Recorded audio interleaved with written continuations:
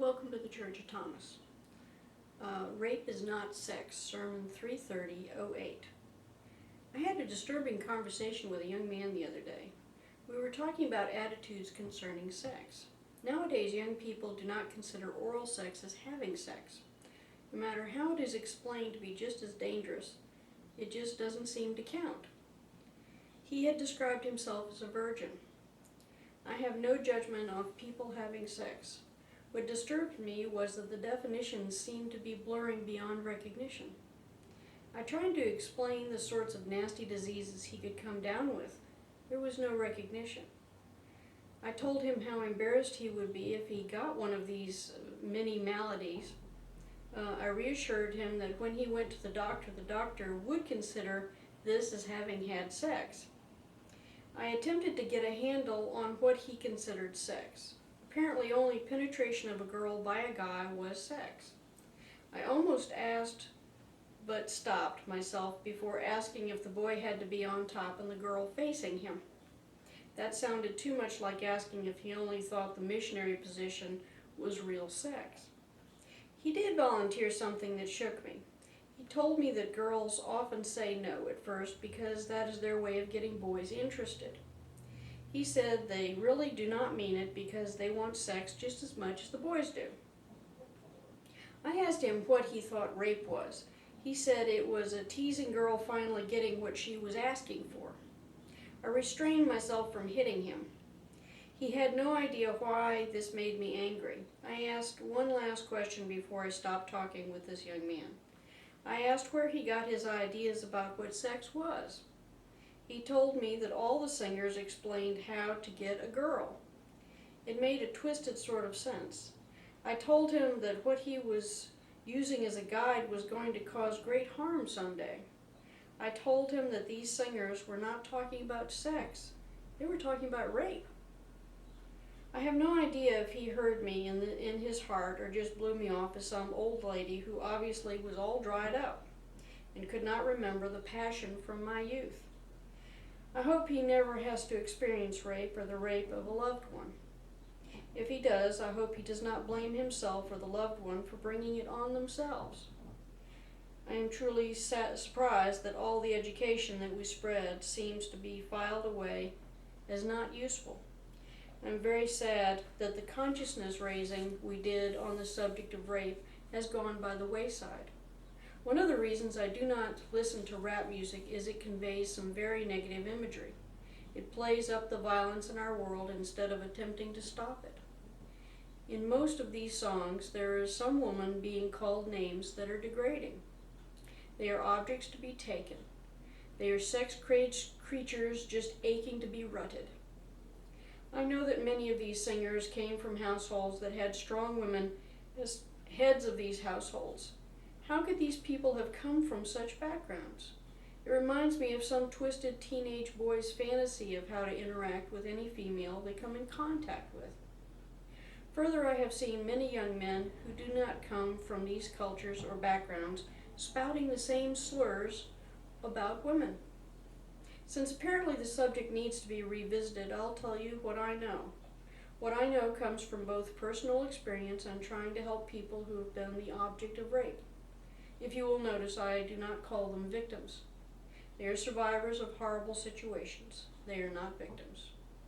First, no one should assume that anyone was asking for rape. No sane person would ask for that to happen. Being in a neighborhood at night is our right as a citizen. Some people blame the way someone is dressed as the enticer. Even a naked woman wandering the streets is not asking for it. In past years, I did many annual Take Back the Night marches. It was a group of anti-rape advocates that dared to go where it was considered asking for it. We challenged all who confronted us with questions of how they would react if someone they loved was raped. We asked questions like, how could a 90-year-old sleeping in her bed be asking for it? I truly think it shook them up. I do think the marches challenged the misconceptions of these people.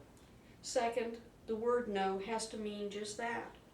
Even if you err on the side of not getting any, It is better than scarring someone for life. Some of those that needed to talk with me were on dates. Their dates were supposedly friends and acquaintances. These were not some disinterested strangers. They pressured these women into sex, totally disregarding the word no. Because it was someone these women trusted as friends, they often did not savagely kick, hit, or strike back. Which brings up another point. Many juries that are trying a rape case consider whether a woman fought back and how fervently they had fought in the deliberations. If a woman is petrified in fear for her life, it may not be a matter of how much she did not want it to happen. With this in mind, they often just hope that by not fighting they will avoid further violence. Others go into a semi-conscious state called dislocation. In this state, they literally go somewhere else until it's over. It has gotten a bit better in court cases. The rare rapist who goes to trial had the legal tactic of questioning everything in the woman's sexual history. This often kept many from even reporting or backing out when they found out that they would be the ones on trial. A woman who sells her body was often raped with impunity because she was the ultimate example of asking for it. Alternately, a woman seldom had recourse through the law if her husband or partner raped them. Abused women are often raped to keep them in line, terrorized and in fear. In ancient times, up to and including today, rape has been used systematically as a subjugating tool. It was used to ensure that there was no will to fight back. We often hear of women being raped, but children and men are not exempt from rape. It is not lust brought on by a victory on the battlefield. It is an extension of that battlefield. Rape is often described as an act of passion. In this case, the rapist was defended by the idea that the object was just too good-looking to ignore. It has been described as a sex act. Except for the involvement of the areas of the body that we associate with sex, it has absolutely no connection with sex. Well, I have shared what rape is not. Now I will tell you what it is. It is a brutal assault on the most intimate part of our humanity. The assault is meant to gain power over others. It is a coercion that is meant to degrade and terrorize another person. It takes a very natural, positive expression of our lives and turns it into a demoralizing weapon against the person who is assaulted. Rape destroys a part of a person, part of their soul. It is worse than killing because it will follow that person the rest of their lives. It takes an innate sense of safety and strips it from that person. I suggest that you fight these trends of dehumanizing other people, especially women. In the beginning, I spoke of our influence in our society, of one influence in our society. If we don't fight, we could find ourselves mired in an entire generation of potential rapists. God bless the whole world, no exception. Angel Eliza.